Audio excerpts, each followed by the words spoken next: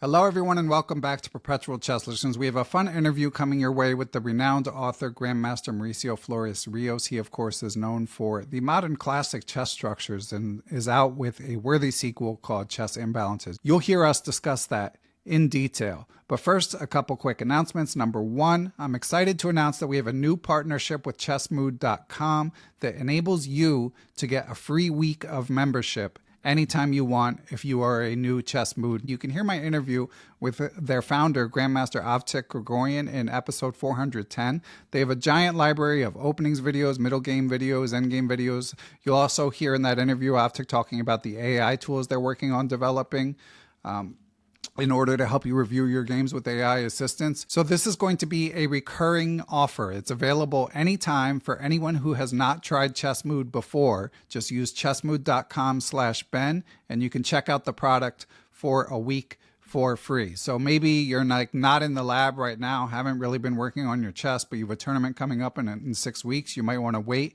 and use it then. But in any event, there's tons of great content on Chessmood and they're building a great community. And I'm happy to partner with them. I'm not paid, by the way, for this partnership, but it is what's called an affiliate deal, which means that if you check out the product and you end up liking it and you end up signing up for a Chessmood membership, a portion of the revenue would go to support Perpetual Chess.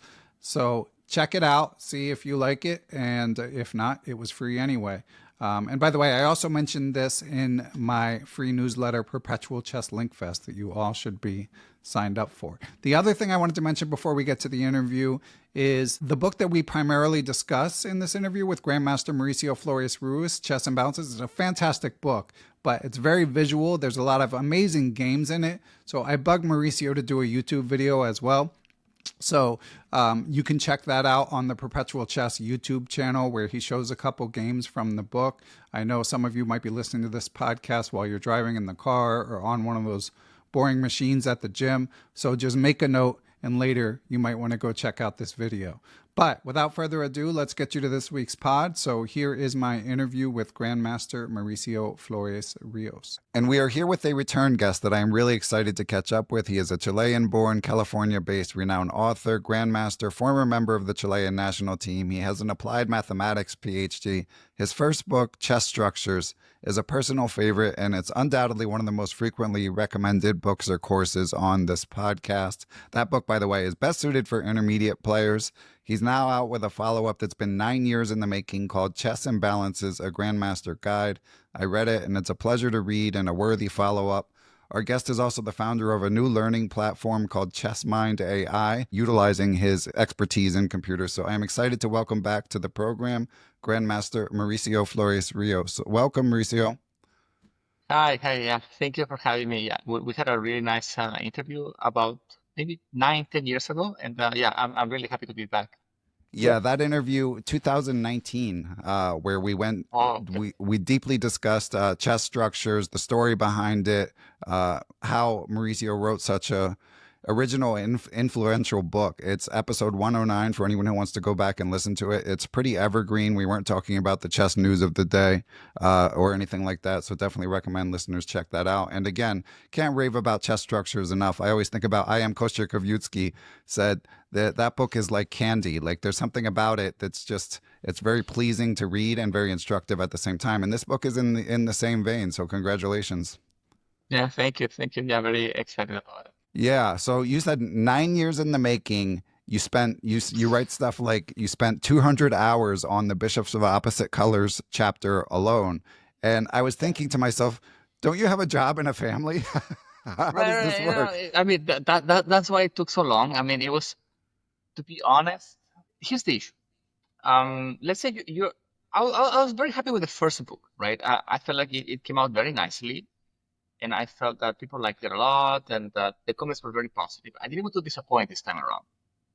And typically, when you write something, you don't want to leave it in an inconclusive state. So, for example, if a position is objectively winning, I don't want to say, why should be able to win? It's like, I actually want to show how, or I want to make a correct assessment. One of my biggest issues when writing this book is that there were many positions where I felt that I could just show how to win. but it takes a little while to figure out, is this position actually winning or not? There were a lot of very technical positions where I wanted to give a very clear plan and say, this is the most efficient way to win this position, this messy position that we got. So let me show you how.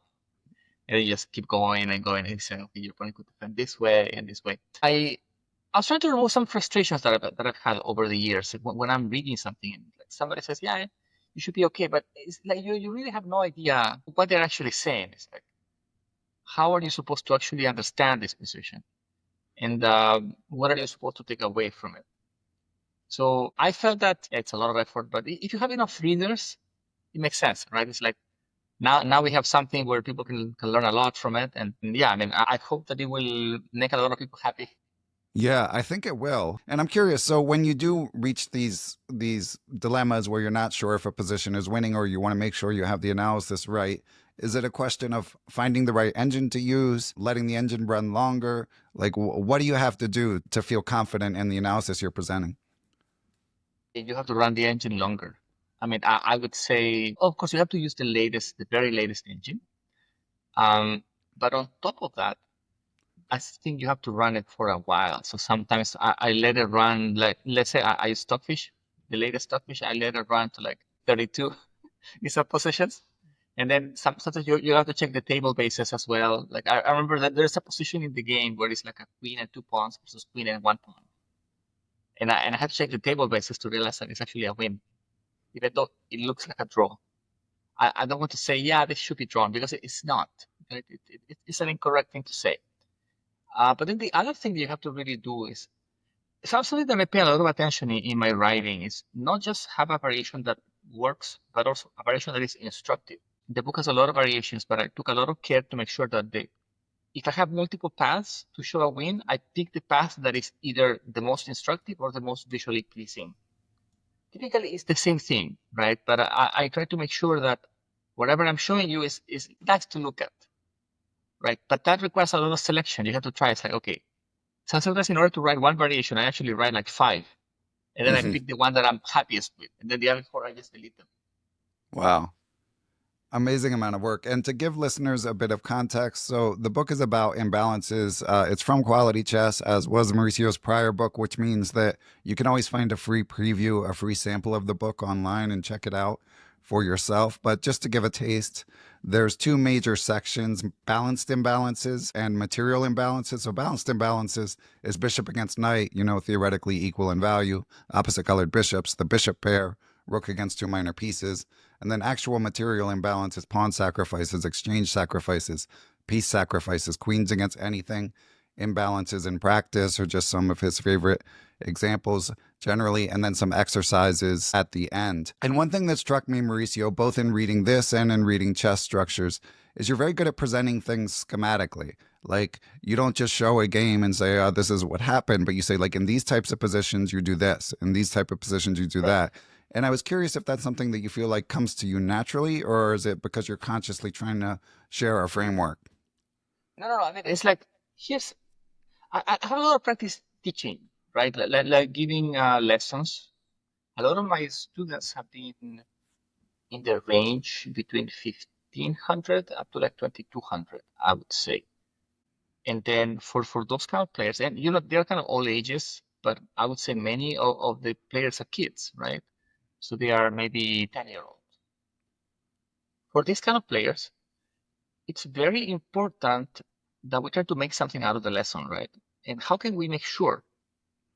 I think it's very difficult for a student to apply what they learned unless they're able to explain it in words. This is kind of my rule. It's like, I don't want to be in a situation where we finish a lesson and somebody says, I ask them, what do you learn today?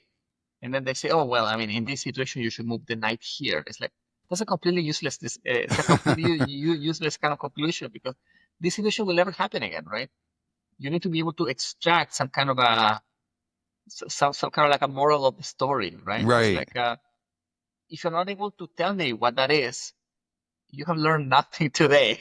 right. Right. So then I try to make sure that we are very clear about what it is that we learned. And a lot of these kind of chapters, let's say, are structured the way that I might structure a lesson.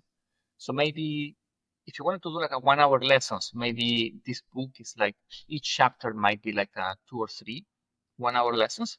And the idea is that you will show some examples and you'll say, okay, what you learn about this example. And that's why we have this summary. I'm basically kind of saying like, okay, this is the topic we're gonna cover. This is what you should remember from. And it is a way to test that you have understood. And if you have not understood, have to review again. Nice. Yeah, that makes sense.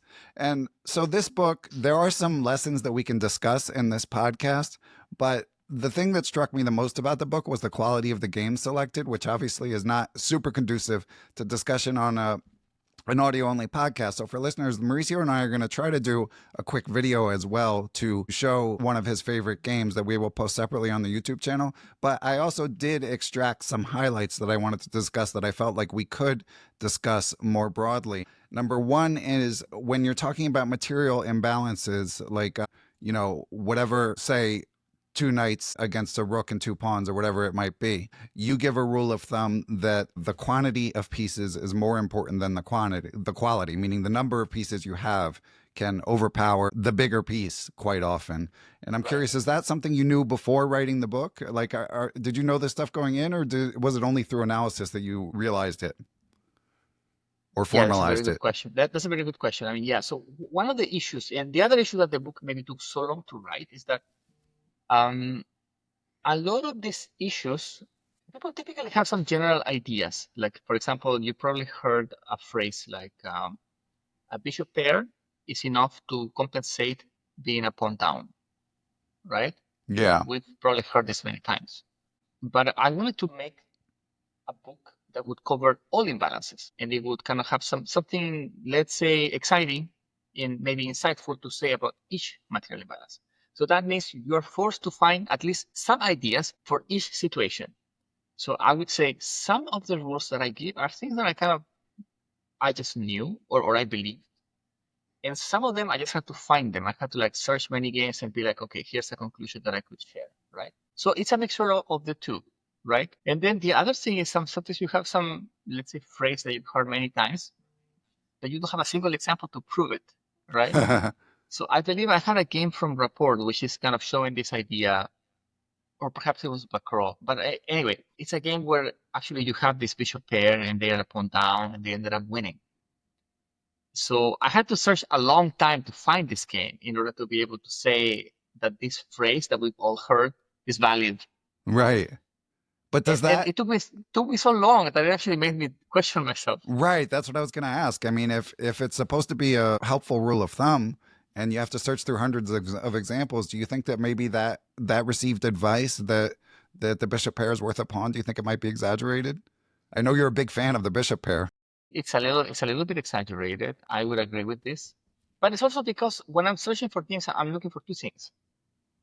I'm looking for an example that illustrates the point, but I also need to find a game that is played among, let's say, GMs, and that there are no obvious mistakes.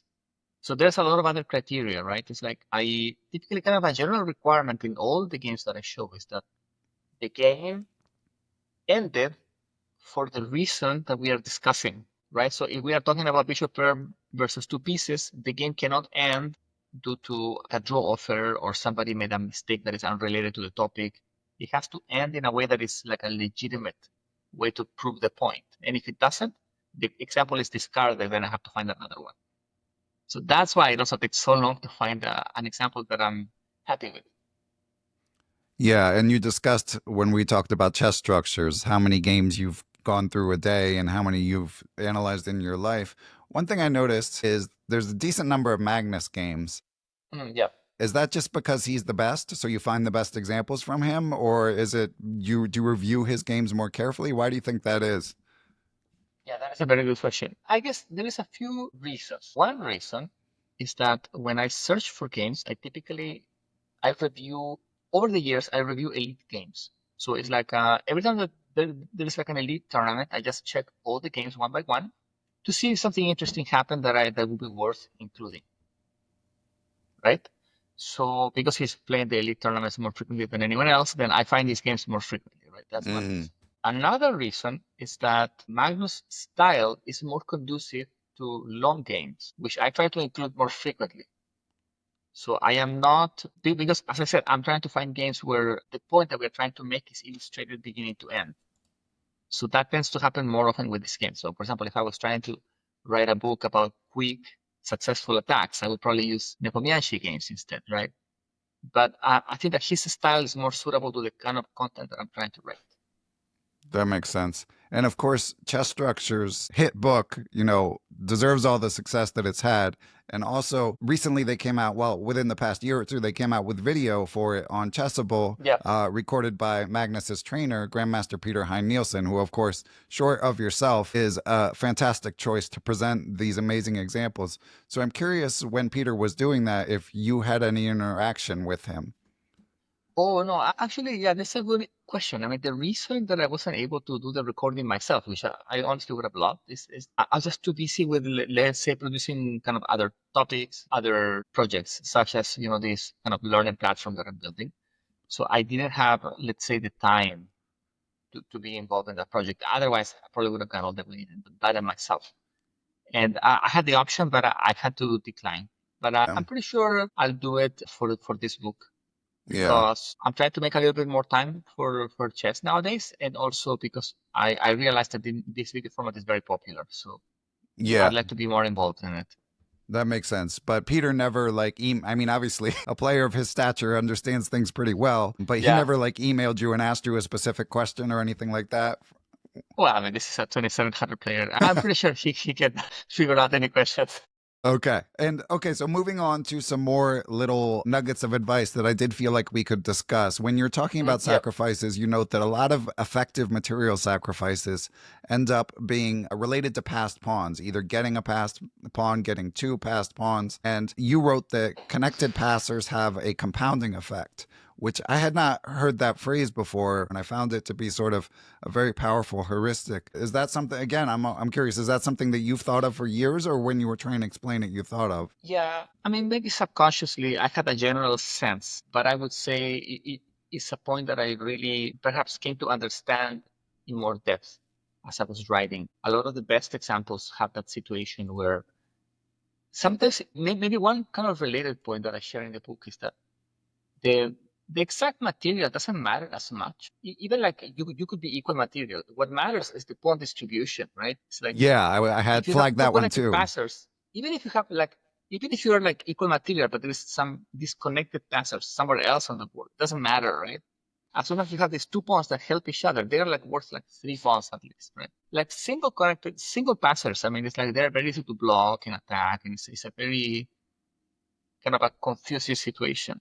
If the pawns are moving together, they can easily kind of steamroll even a rook in some situations, right? Yeah, and you've got some great examples of that. And then bishops versus knights, obviously, I mean, I don't know if we could call it a debate. We kind of know where the pieces stand comparatively, but you wanted to make a conclusion, so you make a conclusion, and I could read what you wrote in boldface about bishops versus knights. But before we do that, maybe you could just describe what your approach was to try to sort of own in on how to categorize or how to explain the value of a bishop compared to a knight. Yeah, okay. So do we want to talk about bishop versus knight or bishop pair? Let's both, but right now, bishop versus knight. Oh, yeah. Wow. Bishop versus knight was one of the hardest chapters to write. Yeah, this one, I would say I didn't understand the topic well enough to be able to write it effectively. So I had to spend a lot of time just reviewing games and being like, okay, so sometimes I have like a false start. I write a game, and then halfway through the game, I'm like, this is boring. This is not interesting. This is not what I wanted to write. It's like, I'm not happy, so I just discard. It's like, goodbye. They have to find other examples. That happened to me a lot with this particular chapter. I think there are chapters that kind of write themselves more easily. Exchange Sacrifice is a great example. I have double the number of examples that I showed. Yeah, right? I mean, and there's so many, so many classics, and there's been other writing. There's been more writing about that. For knight versus bishop, the conclusion that I'm kind of remembering is that I said it's very funny. is that the bishop versus knight is the smallest possible advantage you Yeah, can I have in have the chess, right? quote. Let's read the quote because I Let's read found it it. funny in a way. You said, on average, across thousands of games, bishops are worth more than knights. However, most other types of advantages are worth more than this difference. So, I mean, obviously that's the most accurate description, but like you wouldn't want to put it on a billboard. Yeah. No, of course. I mean, it was the best way that I could describe it. And I felt that it's kind of true. I felt that in many games that I was trying to show, or even in my own experience, and that sometimes I have the bishop versus the knight, but I gave up something in order to be able to obtain it. And suddenly I have no advantage, right? It's like I lost a little bit of initiative. Okay, goodbye. No advantage. It's not like other advantages where you can kind of maneuver your way out of a situation. For knight versus bishop, it's very easy for your opponent to recover the trade, just trade the knight for your bishop and neutralize the game again and so on, right? But yeah, I mean the examples that I came up in the end were kind of very interesting endings where basically the conclusion that I would take from this is that they're just a little bit hard to play for the side of the knight, right? So you just have to be a lot more accurate if you want to come out with the truth. And there's a very interesting game from Nihua where it looks like white is kind of playing for a win, but just suddenly some tactics arise and the position is just drawn according to the engine, but it's just technically impossible to play. And I thought that was very interesting. Yeah, there's so many fascinating examples throughout the book. And moving on to the bishop pair, as you mentioned. So this surprised me. I mean, obviously, we know that a bishop pair provides extra value. You know, Lawrence Kaufman is someone who's done some research trying to sort of quantify different material differences. And I think he gave it between half a point and a point extra if you have the bishop pair. But what you wrote that surprised me was that it's hard to find examples where the knight and bishop are superior to the bishop pair. Did that surprise you in your research? A little bit, yeah. I mean, I really wanted to be able to. Yeah, this is another thing that was very challenging when writing this book. When I was writing chess structures, I could always show games that are like both examples, right? Like white and black, right? It's like if you want to show examples of like a Najdorf pawn structure, you can definitely find both colors, right? And then obviously, otherwise people wouldn't play the line, right? For bishop pair, I would say it's very rare for people to voluntarily give up the bishop pair, right? So it's understandable that I mean, the reason people don't do it is because it's just worse if you allow your opponent to have it. So yeah, it's very hard to find examples where people voluntarily give up the bishop pair and then win in a reasonable way, right? It's like it's always either some technical shot or you're either getting squeezed to death, right? So yeah, I mean, it was very difficult. I believe I found one kind of key idea that was interesting, which was around like if you violate the main rule of the pawn positioning for bishop pairs, then you make yourself vulnerable to some let's say positional ideas. I believe Tomaszewski Spidler shows this concept. But this doesn't apply to knight versus bishop, right? It's really the power of the two bishops together. Again, possibly has a compounding effect Yeah. that is tough to overcome. That is exactly the point, right? It's like the example, the official example that you're mentioning. Okay, we are talking probably about a kind of a Najdorf style position. And in those kind of positions, yeah, I mean, you can have a strong knight on d5 versus a bad bishop on the dark squares, right? So that bishop is almost out of the game. But the moment that you have the two bishops, you have one bishop that can neutralize the knight, right? Right. Oh, So it that's a is good point. impossible. It is impossible to have a bishop pair and have a weak square. Yeah. And I don't know. I feel like this is something that I struggle with in my games, and maybe people my level and lower, I'm like 2100 USCF, might struggle with more than grandmasters.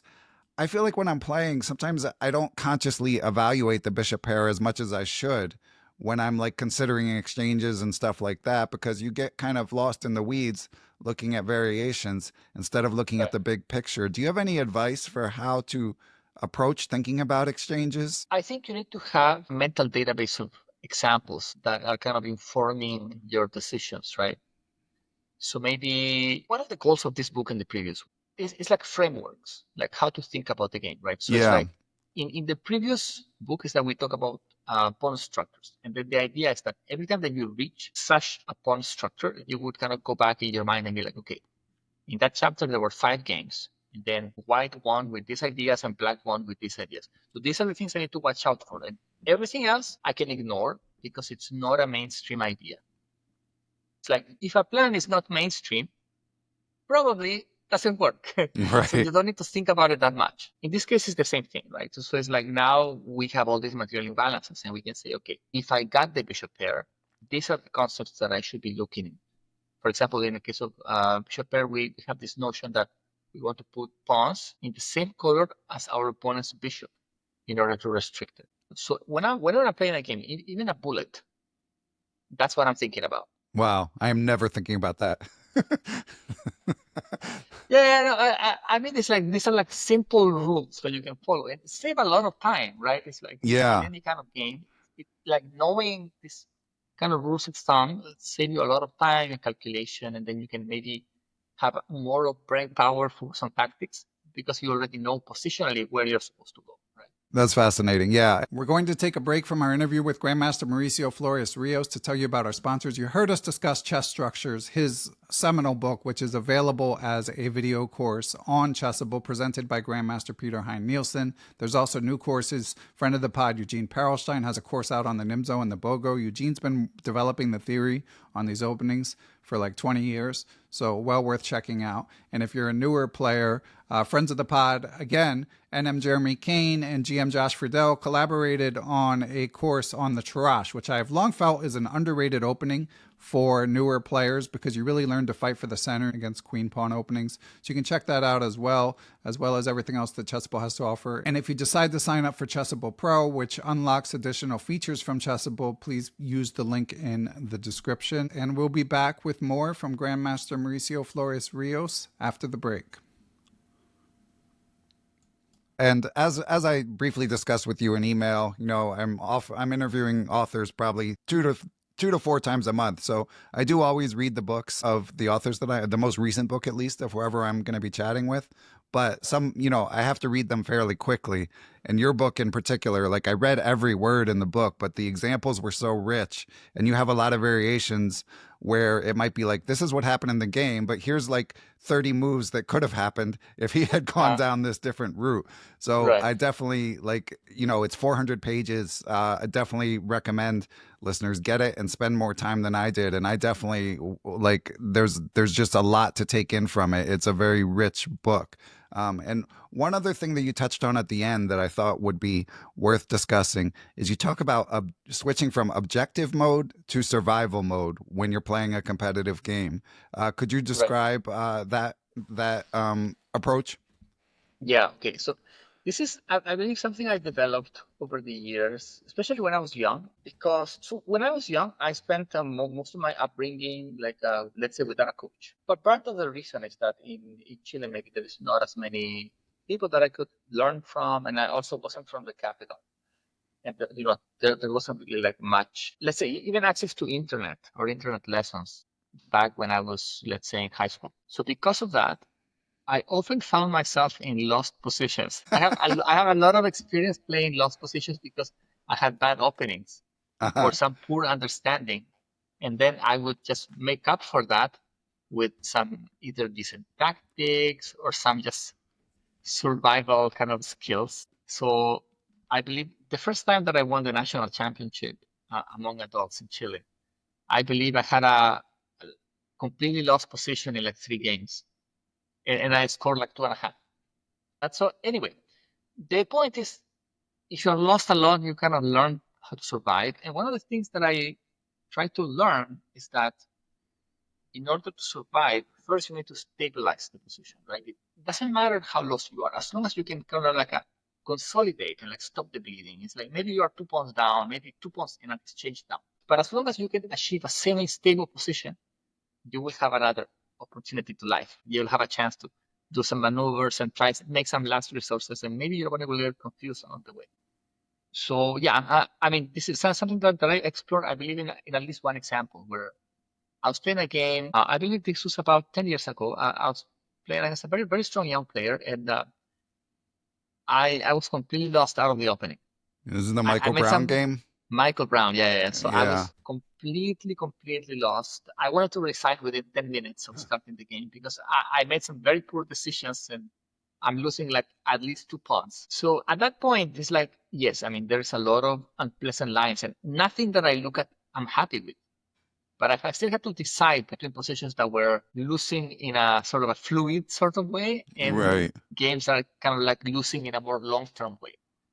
So I kind of consistently choose variations that would allow me to, in some sense, make the game more confusing for my opponent.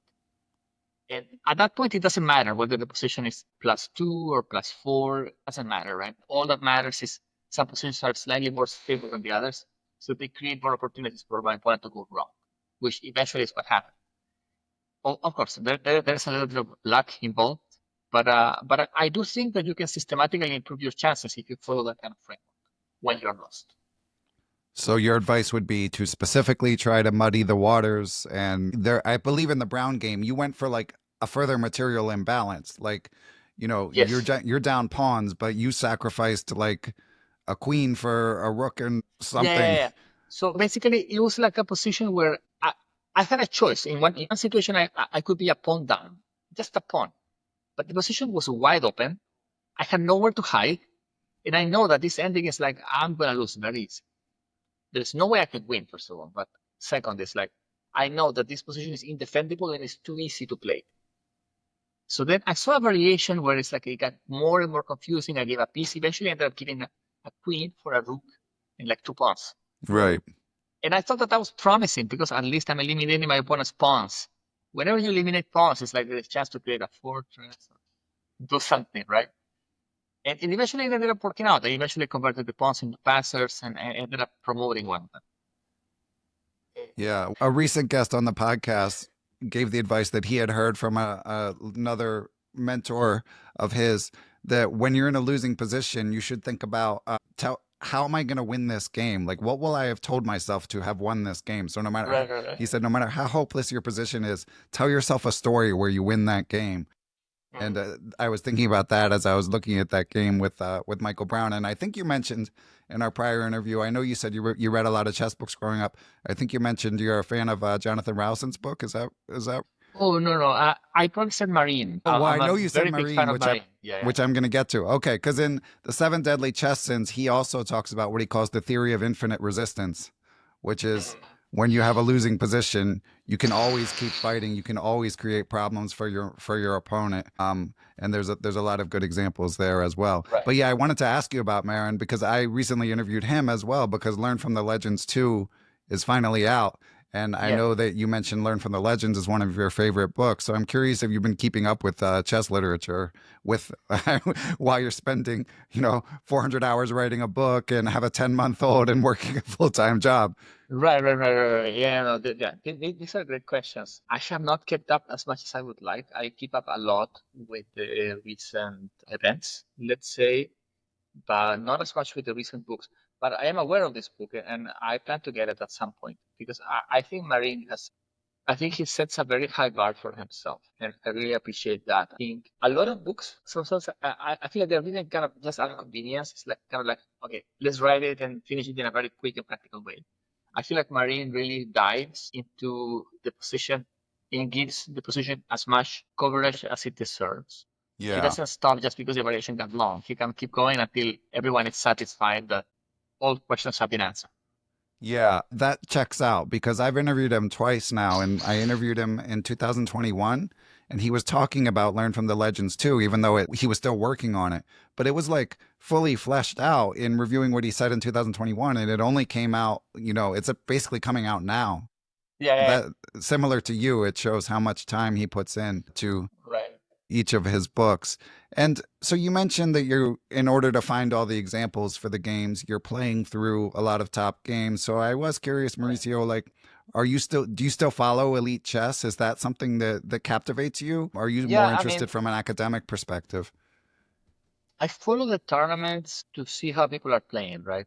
Especially like important tournaments. Like I reviewed every game in the World Championships. In fact, I probably watched some live streams about them as well. I just think they're kind of very exciting events. Yeah, I mean, I try to keep up. Primarily, I try to keep up so that I know what to write about or what are good examples kind of to teach from because I feel like they have a very high density of interesting ideas, right? So yeah, that's kind of maybe my main goal is having good material to write about. Okay, yeah, that makes sense. And do you know what your next, I mean, I want to talk about your website. Is that like Yep. your next project? Are you going to write another book or do another course? What do you think? Yeah, that's a great question. I feel like nowadays people are more drawn toward learning from online platforms. And Yeah. I think they provide something that books can't. I mean, of course, books are very interesting, and I'm a very big fan of them. I wrote two because I love them. But I feel that nowadays, if you can put something on a website, you can reach many more people, right? And you can have an effect on, let's say, even younger kids who perhaps they are, let's say, less prone to open a book, right? Yeah. Especially like the new generation, they really want to have everything in an app. So that's why I have been working on this new project where I'm basically trying to take a lot of my, let's say, insights that I've gathered from books, as well as, let's say, a lot of the ideas that I got from coaching and of course my background in like AI and machine learning over many years and kind of combining all of that together into a site, right? So my hope is to kind of make, I'd like to say someday it will be the best learning tool out there, but of course it's always a work in progress. Let's say I need and a desire to connect with more people, gain more users, and then gradually learn what it is, what are the gaps that people see, what are the things that people want to learn from, how they can learn best, and then address those needs, of course. Okay. So yeah, the site is called Chessmind AI. And so I see, I've checked it out. I saw that you're still building it out. So right now you've got some opening repertoires and some videos. Do you have an idea of like the primary product you're going to offer to begin with? I know that you just mentioned you're going to interact with the community and build from there, Right. but what's the like, is it primarily a video site, primarily an analysis site? Yes. I would say that this is primarily a kind of an automatic coach. Okay. This is the way that I see it. So I would like to use a lot of this kind of, there's this new trend nowadays. It's like everything is being kind of infused with artificial intelligence, right? So my goal is to be the strongest kind of platform for that kind of, let's say, interaction. So the idea is, see, you log into the site, you're able to pull your games, figure out what openings you play the most, where are your biggest gaps, and then based on that, figure out, okay, what openings you should be learning, what's the right content, what's the right level for you. We have a functionality where we provide opening courses, but we can, let's say, expand them or summarize them based on your level, right? So that oftentimes people say, you know what, this is the best book for this particular subject, but you know what, it's too long. So I would rather learn this other book, which is worse, just because it's shorter, right? Right. So I try to get around this problem by kind of automatically summarizing content, right? So that means you can still access the best, but you can have the best content in a way that fits your level, right? We also have functionalities where you are able to perhaps evaluate positions and get real feedback in words, which is something that no other site has. So the idea here is that, let's say you want to test your understanding. It's not enough to just say, okay, white is better, black is better. You can say, okay, you know what? Black is better because you have a strong knight and you have a good control of the dark squares, and you're able to kind of review your answer and kind of use artificial intelligence to say, okay, did you say the right thing or not? It's like, are you really understanding what you're saying, or you have some misunderstanding that we need to clarify, right? And then, of course, we also have a lot of standard functionalities like puzzles and so on, right? But I think the goal for me, at least, is to take every existing functionality out there and then just build it in a higher quality. Yeah, I feel like I actually wrote this in my book that it's kind of like the white whale. Like it's everyone's chasing the AI model that can explain things like a grandmaster in words. Right. And I have seen a few things that attempt to do it. The things I've seen have not been, they're not super deep and they're not that high quality. So I'm curious with the work that you're doing, are you seeing progress on that front? Like how close do you think Yeah, we are to a really good product? yeah, this is a very good question, and it's very hard to answer because I think that the meaning of good will evolve over time. Right. I think that what we have right now is good already, but I think that there's a lot of room for improvement, and I definitely think that we are far from fully executing the vision that I have. Right, perhaps another 6 months at least. But in the meantime, we already have a lot of functionalities that I'm happy with and that I feel provide a lot of value. I think that people can take existing functionalities like puzzles or openings and then learn them in a way that is perhaps just a tiny bit better than what's out there. But as I said, there's still a lot of room to make things even better over time. And I don't know if you have an opinion on this. This is something like Grandmaster Patrick Wolf has done a lot of research about how much computers have improved over the decades. And he went back over the past 20, 25 years and estimated that it's about 50 ELO per year, the peak engine gains in strength. Right. And now I feel like we reached a point where they've pulled so far ahead of humans that they're definitely raising the floor of the casual chess players. The casual chess players are better than ever. That's why at the club level, everyone feels like their opponents are so tough all the time. But at the higher levels, do you think there's still room for people to gain hundreds of points? Like projecting ahead 20 years, are the best players going to be 200 points stronger than, say, Magnus is, controlling for openings, like just actual chess ability? Or do you think that we're already at the peak of like how a human can calculate, What do you think? Oh, this is a very difficult question. I wouldn't know how to answer. Part of the reason is I don't think we've seen any improvement in the last 10 years. Interesting. Like, I mean, if you look at, let's say, the top 10 players of today versus the top 10 players of 10 years ago, I mean, of course, Magnus was at the top in both situations, but I think I don't see any evidence that he has improved. Well, he himself said his favorite player is 2013 Magnus or something like that. Something like that, right. And then who are the opponents? I think that maybe there is some kind of natural limitation. I think that we humans need to get a lot smarter in general for that to actually happen. Perhaps one of the reasons is that for you to improve, if all you're doing is improving because you're calculating better, then you're running into some kind of a fundamental limitation of how fast you can think. Yep. I think for people to improve in a more sustained way, there need to be deeper insights that we can draw from, right? It's like what I was saying earlier about trying to kind of summarize things into words. I feel like the problem nowadays is that 2800s beat 2600s for reasons that cannot be put into words. Mm-hmm. It's not that they understood something. It's not that they knew a rule of thumb that the 2600 is not aware of. It's just that they are able to calculate longer variations over a sustained amount of hours. And that's how they win. So that's not something that you can necessarily teach. Well because said. You can't teach it. You can't systematically raise the floor at that level. Here we are talking about people who basically devote their entire life to chess. It's very difficult to make that happen if all you're really doing is trying to improve your raw power. Yeah. Yeah. Well said. And what about engines? Do you think that they can continue to gain these 50 points a year, or do you think they'll hit a ceiling at some point? That's very tricky. I think we still got a couple more years, but I do think that there is also some kind of natural limitation, like let's call it perfection. Right.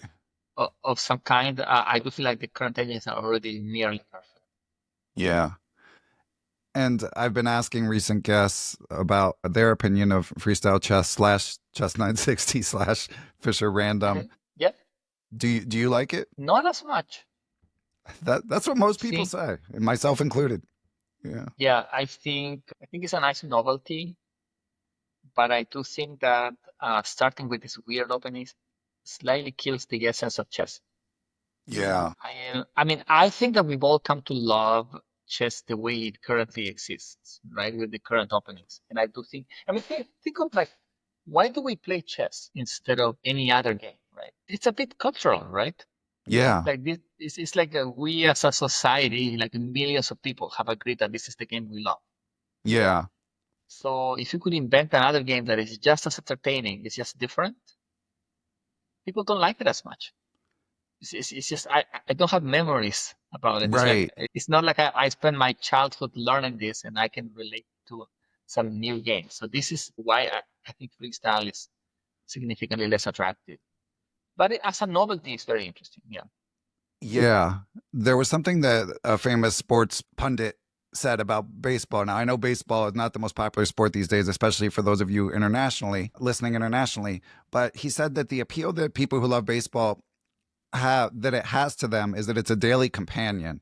That it's once the season starts, it's going for like, 190 days and there's just new stuff happening all the time, but at the same time within the framework that you understand, within within the parameters of the game. And I feel that there's some of that with chess too, where, you start with the same thing each day and something different happens from there. So I do feel like it's maybe too radical a change. I was recently listening, Tyler Cowen, who's like a pretty well-known economist and podcaster, just interviewed Grandmaster Kenneth Rogoff, who actually, I have an interview that will be out by the time this comes out with him as well. But they were talking about freestyle chess.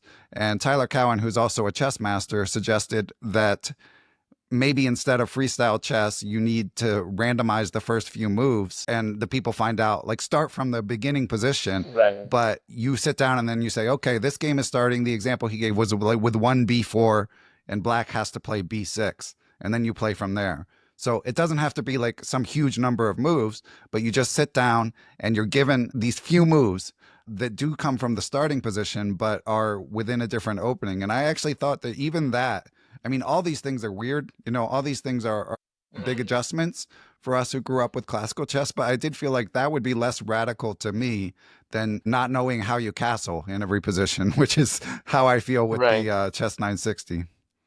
What do you think? I think so. I think this is a good idea. Even I wouldn't even do b4, b6. I would say if you could just randomize whether you're going to play e4, d4, or c4, or knight f3. Let's say kind of just 4 valid moves.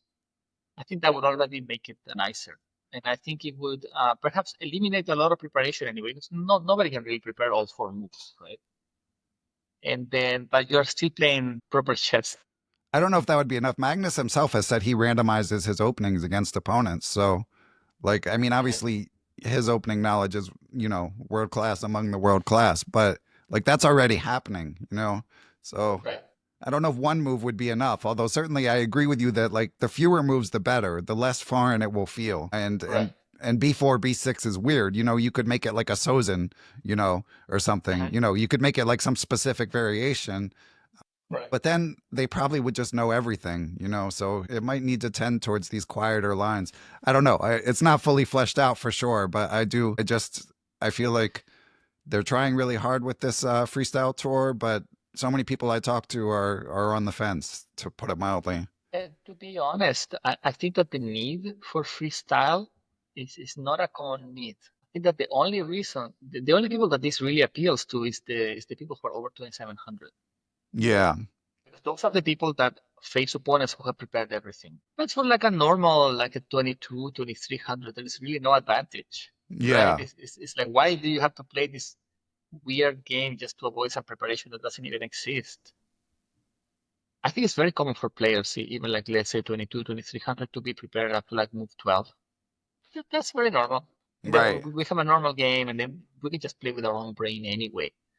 Right, but it's a significantly more entertaining position to play. Yeah, I mean, to me, I think that maybe it makes sense at the elite level, but I don't see it ever becoming prevalent like down the line for players who are like 1,000, 1,800. The lower you go, the less need you have.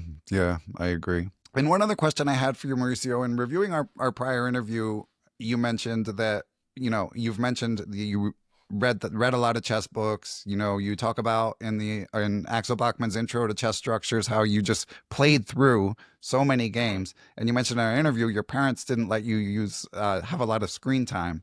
So now that you're a relatively new dad, I'm curious if you've given much thought to what your approach to screen time as a parent is going to be. Oh yeah. This is very tricky. I think kids are naturally drawn to screens for some reason. I'm not entirely sure what it is, but my wife and I try to be very careful not to show a screen to our son. Even my wife tries to hide the phone from him as much as possible. Oh, interesting. And then we have like a group of friends who all have babies of almost the exact same age, and they have been a little bit less careful, and the kids are already like extremely drawn to the phone. So you put a phone somewhere, they just scroll very quickly to grab the phone. Even my son, whenever I call my parents, I do a video call with them from the phone. This is the only situation in which he's allowed to see the phone. And he's running around chasing the phone and trying to eat it. Right. So I do think that it could be very addictive. So yeah, I mean, I think we are trying our best. Although to be honest, I think you also have to accept reality. Yeah, it's tough. I feel like You know, my kids are 12 and 9, so I've already kind of been through it. And you see all the parents come in with the purest of intentions that their kids are not going to be using a lot of screens, but then they need to get work done, you know, and the kids are driving them crazy. And before Yeah, you yeah. know it, it's like you try to strike some sort of balance, basically. Yeah, I mean, so right now for us, it's a daily struggle. I mean, just to prevent our son not to hit his head against something. Yeah. He's in that age where he crawls very fast and he can go up the stairs, but he doesn't understand what the concept of falling that clearly, right? So it's like yeah, you just have to chase him constantly, see where he's going and what he's doing. So, yeah, it's a lot of effort. And So yeah, I can understand why the screen could be a very helpful tool just to keep him safe and right. occupied with something, right? Yeah, it's a tricky one. And do you think that he'll play chess? Will you introduce him to chess? Yeah, this is a very good question. I was actually discussing this with Axel yesterday. Oh, funny. Say hi to Yeah, him yeah, for say hi to him for me. This is Grandmaster Axel yeah, Bachman. yeah. So actually, he has a kid who is about maybe 8, who plays chess quite well, right? So I was kind of wondering, is this on purpose? And he told me no, it's like he just see me playing chess and kind of just learn along the way because it's like I'm always teaching, so he's like observing and try to get some ideas, right? So maybe it will happen naturally, but I'm not sure if this is something that I will push myself necessarily. Maybe there will be a natural interest, but yeah, I mean, I want him to be able to kind of choose his own path. Yeah. Yeah, that makes sense. It's a logical approach. Well, Mauricio, this has been a lot of fun. Again, the book is called Chess Imbalances, a Grandmaster Guide. He's, like I said, he's done it again. It's a fantastic book. I would advise, similar to Chess Structures, it's for, I would say 1,600 plus players will get the most from it. Mauricio's books are very easy to read. They're a real pleasure to read, but you know, these are super grandmaster games for the most part, so they're converting very small edges. But I think players of any level can learn something from it. But certainly, the more advanced you are, probably the more you can benefit. But congrats, Maurice. And as we wrap up, anything else you'd like to say?